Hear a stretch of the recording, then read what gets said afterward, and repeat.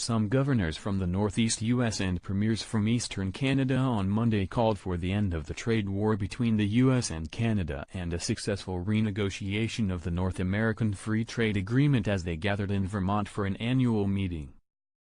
Despite the dispute between Washington and Ottawa, participants in the 42nd annual meeting of the New England governors and Eastern Canadian premiers said the cooperative ties between those states and provinces remain strong.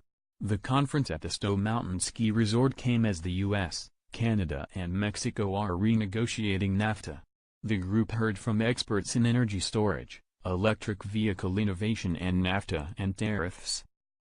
3 of the region's 6 governors attended.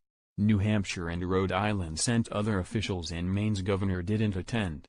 A major takeaway from the meeting was that the Mexican-U.S. Canadian trading bloc as a participant on the global stage is far more influential and powerful together than it is apart, said Massachusetts Governor Charlie Baker. And I would hope that people would recognize and understand that renewing the current agreement among these 3 players will make them all better among themselves but also make them a much more significant and important player in global trade discussions. At the end of the day, the co-chairs of the conference, Republican Gov. Phil Scott and New Brunswick Premier Brian Gallant signed a resolution concerning NAFTA and the benefits of cross-border trade. In it, the governors and premiers acknowledged the economic interdependence across the region and contribution of cross-border trade to their states' and provinces' economic prosperity. While the region has had a long-standing cooperative relationship and bonds among the leaders, concerns about the trade dispute hung over the meeting. We are now facing a situation where we were dealing with tariffs and counter-tariffs. It's to nobody's advantage, said Quebec Premier Philippe Couillard.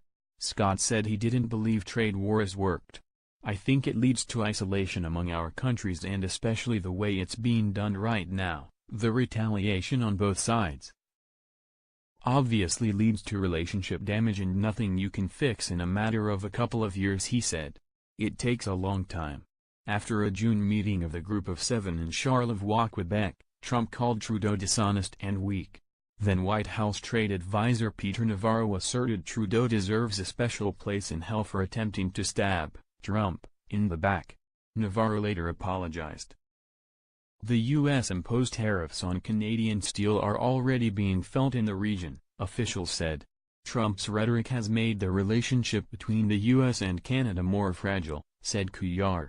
We've been allies, we've been neighbors, we've fought wars together. We didn't expect that type of relationship from our friend, ally and neighbor, he said.